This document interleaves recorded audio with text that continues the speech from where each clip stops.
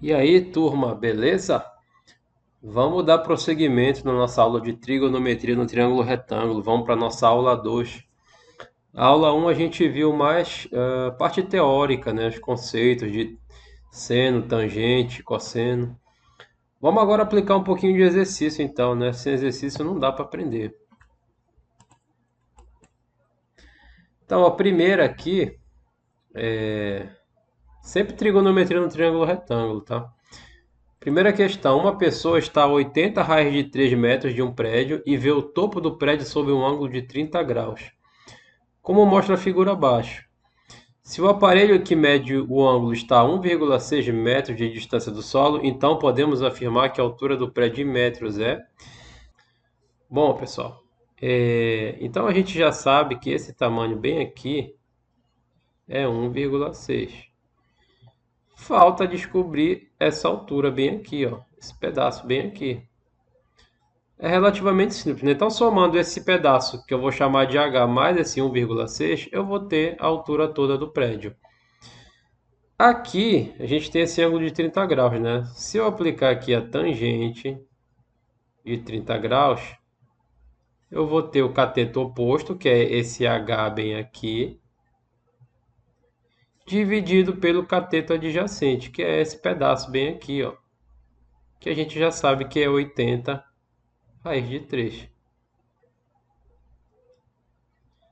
Bom, aí vamos lembrar da tabela, né? A tangente de 30 graus é igual a raiz de 3 sobre 3, vocês já sabem, vocês lembram da tabela. Ensinei também como é que constrói a tabela, né? Então aqui basta a gente multiplicar cruzado, né? Posso multiplicar esse com esse cara com esse e esse cara com esse. Só que como eu quero achar o H, eu não vou multiplicar esse 3 aqui não, vou deixar ele aqui embaixo mesmo. Vou só multiplicar o 80 raiz de 3 com raiz de 3. Então vai ficar H igual a 80 raiz de 3 vezes raiz de 3, tudo isso dividido por 3. Na prática, eu só peguei esse cara e multipliquei aqui, ó. Então aqui, ó, o H vai ser quem? Raiz de 3 vezes raiz de 3 vai dar 9, né? Raiz de 9. Raiz de 9 é 3. Na verdade, é como se cortasse essa raiz aqui, né? Quando a gente multiplica. Aqui eu tenho 3 dividido por 3, também é como se cortasse, dá 1. Logo, o H vai ser igual a 80, né? Mas ele quer a altura do prédio todo. Então, esse pedaço aqui é 80 e eu tenho o outro pedacinho que é 1,6. Somando tudo vai dar 81,6, que é a letra B. Fechou? Bem tranquilo, né, para vocês. Então, na segunda, ele dá uma figura e quer saber qual a altura do avião em relação ao chão. Bem tranquilo, né? Bom, observa que se eu aplicar aqui a tangente de 30, eu vou ter o quê? O cateto oposto, que é o H, dividido pelo cateto adjacente. Só que eu não tenho o cateto adjacente. Eu tenho aqui a hipotenusa. Bom, eu tenho a hipotenusa e eu tenho o cateto oposto. Então eu lembro que cateto oposto sobre hipotenusa, na verdade, é o seno, né? Então, seno de 30 é o cateto oposto sobre a hipotenusa, que é 5.000 metros ou 5 quilômetros, né? É só lembrar que o seno de 30 agora, a gente já viu também na aula passada, que ele é igual a meio. Então aqui, ó, eu vou pegar esse 5, vou multiplicar aqui com o meio. O H vai ser... 5 não, desculpa, pessoal, 5.000, né? O H vai ser 5.000 vezes o meio. Logo, a altura vai ser 2.500 metros. Bem tranquilo, né? A altura do avião em relação ao chão é de 2.500 metros. 3. Então, a terceira questão, pessoal. Para determinar a altura de uma torre, um topógrafo coloca o teodolito, é um instrumento usado aí pelo pessoal de agrimensura, né, o teodolito, a 100 metros da base e obtém um ângulo de 30 graus, conforme mostra a figura. Sabendo que a luneta do teodolito está a 1,7 metros do solo, qual é aproximadamente a altura da torre? Então ele dá aí o seno, o cosseno e a tangente de 30. Muito parecido com a primeira questão. Essas questões de triângulo retângulo, trigonometria no triângulo retângulo, elas se repetem muito. Então, olha lá, se eu tenho aqui o cateto oposto e o cateto adjacente em relação ao ângulo de 30 graus, de novo a gente vai aplicar a tangente de 30, né? a tangente de 30. Só que, ó, o cateto oposto, na verdade, é só esse pedaço bem aqui, ó. Eu vou chamar de x, não é a altura toda da torre, né? Então, x dividido pelo cateto adjacente, que é esse pedaço aqui, que ele já disse que é 100 metros. Tá, isso aqui. Bom, aqui eu não vou colocar o raiz de 3 sobre 3. Por quê? Porque ele já deu um valor numérico aqui, né? Em valor real. Desculpa, em valor racional. Deu em valor de casas decimais. Então, a tangente de 30 está aqui, ó, 0,58. Então, aqui dá 0,58. Esse 100 aqui a gente multiplica lá pelo 0,58, né? Só lembrando aqui, como é que eu vou fazer isso? 0,58 é a mesma coisa que 58 dividido por 100, né? Se eu tenho duas casas decimais, eu vou ter dois zeros aqui embaixo. Então, esse 100 corta com esse 100, o x vai dar igual a 58 metros. Só lembrando que ele fala que esse pedacinho aqui está a uma altura de 1,7, né? Ou 1,70 m. Então, para achar a altura, eu tenho que somar o 58 mais 1,7, que vai dar 59,7 metros. E essa aqui seria a resposta final. Quarta questão. Para que o telhado de uma casa possa ser construído, deve-se levar em consideração alguns fatores de dimensionamento, dentre os quais as especificações relacionadas com a largura e o ângulo de elevação do telhado. Então ele faz a ilustração aí, né? Conforme as informações anteriormente indicadas no exemplo ilustrado, ele quer saber qual é a medida da elevação do telhado, né? Então ele quer a elevação do telhado, ele quer saber quem é esse comprimento bem aqui, ó. Eu vou chamar isso aqui de x. Perfeito? Vamos lá. Aqui eu tenho um triângulo, onde esse ângulo é 30 graus e esse cara aqui também é 30 graus. Então a gente tem os ângulos da base iguais. Quando isso acontece, eu tenho um triângulo isósceles, ou seja, esse lado é igual a esse lado, eu tenho dois lados congruentes.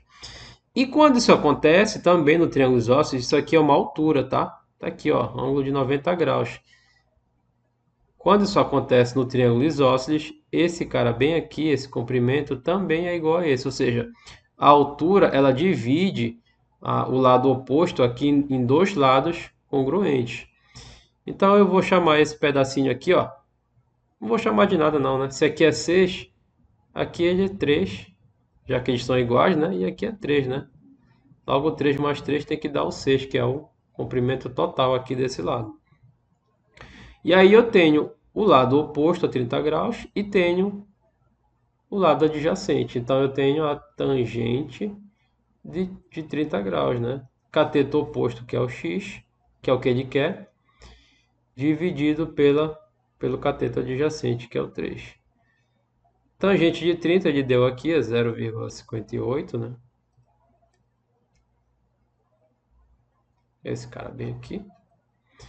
Então esse 3 vai multiplicar, o x vai ser igual a 3 vezes 0,58, né?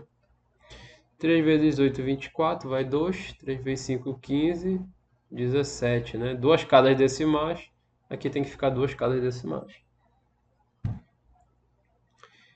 E aí, letra B, né? Bom, a quinta questão do Cefet de Minas Gerais. Uma raposa avista um cacho de uvas em uma parreira sob um ângulo de 30 graus. Parreira é o mesmo que videira, né? Então tá aqui, ó. Primeira posição da raposa é essa aqui, ó. Ela avista a parreira sobre um ângulo de 30 graus. E aí ela preguiçosamente se levanta e anda a raiz de 3, ou seja, ela vai andar raiz de 3 metros. E essa aqui vai ser a nova posição dela. E aí ela vai observar agora sobre um ângulo de 60 graus. Ele quer saber qual é a altura H, né? Esse comprimento bem aqui. Bom, observa que se eu for tentar usar direto aqui os 60 graus, eu não conheço nada, né? Eu não conheço esse lado, eu não conheço esse lado. E a altura que eu quero achar. Então vamos usar essas informações aqui primeiro, do ângulo de 30 e do raiz de 3. Bom, vamos lá. Mas ainda tem um detalhe. Esse cara bem aqui, ó, eu consigo achar ele. Por quê? Porque eu tenho isso aqui, né? Eu tenho um ângulo de 60 e a gente sabe que esse ângulo todo aqui ele vale 180 graus. Se aqui é 60, esse pedaço bem aqui vale 120, né? 120 mais 60 vai dar 180. Beleza, então aqui eu já sei que vale 120 graus. Bom, observa que eu tenho um triângulo bem aqui, né? 120, 30. Aí eu tenho que lembrar que a soma dos ângulos internos de todo o triângulo é igual a 180 graus. Então eu já tenho o 30 e o 120. Quanto que vai ser esse meu ângulo alfa aqui, ó? 30 mais 120 mais o alfa igual a 180. 30 mais 120 dá 150, mais alfa igual a 180. Logo, o meu alfa vai dar 30, né? 150 mais 30, 180. Então, já sei que esse ângulo alfa bem aqui é 30 graus. Agora, observa. Eu tenho dois ângulos congruentes nesse triângulo. Isso significa que é um triângulo isósceles. Isso é uma propriedade da geometria plana, tá?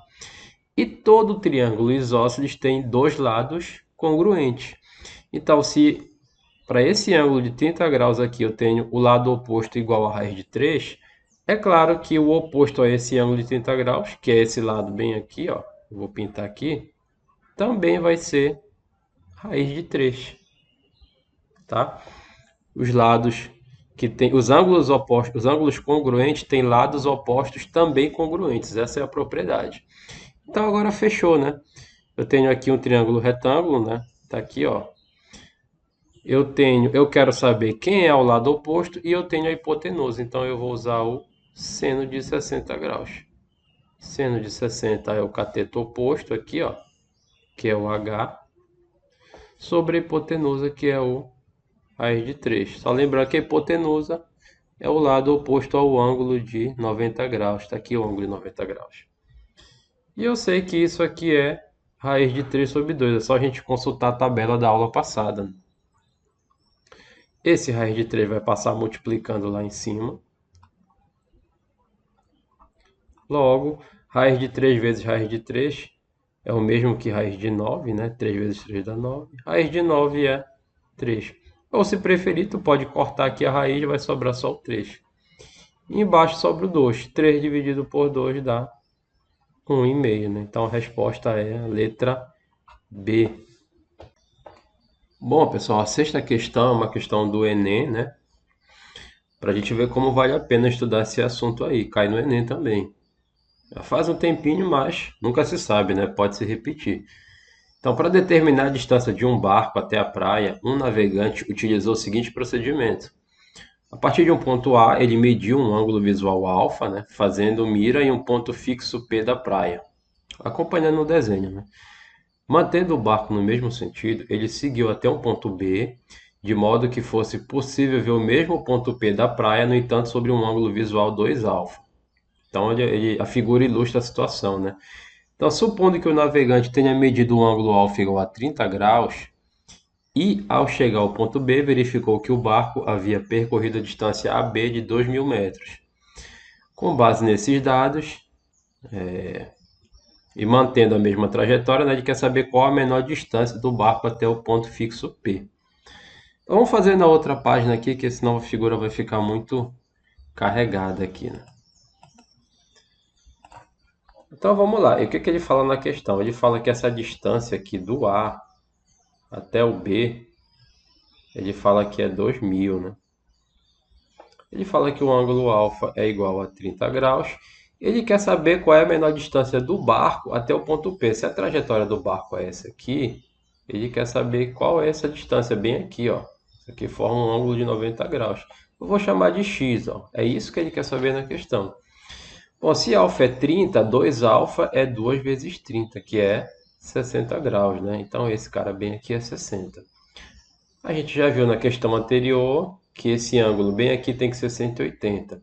Se aqui é 60, aqui vai ter que ser 120, né? 120 mais 60 dá 180. A gente já viu também na questão anterior que a soma dos ângulos internos de todo o triângulo é igual a 180. Então, se eu tenho 120 e eu tenho 30, Quanto vai ser o terceiro ângulo para dar 180? O terceiro ângulo tem que dar 30 graus também, né? Então, se eu somar mais 30 aqui, vai dar 180 graus. Fechou. Como eu tenho um triângulo com dois ângulos congruentes, significa que isso é um triângulo isósceles. Significa aqui também que os lados opostos, né, a esses ângulos também tem que ser congruentes. Então, ó, quem está oposto a 30 graus aqui, ó, o 2000. Então, com certeza, a esse ângulo de 30 também vai estar oposto o lado de 2000. Então, ó, esse lado bem aqui que eu estou marcando também vai ser 2000. Propriedade de triângulo isósceles, tá? Observa bem, oposto aqui o 2000 oposto a 30, aqui a 30 também tem que estar oposto a 2000. Questão muito parecida com a questão anterior que a gente fez aí.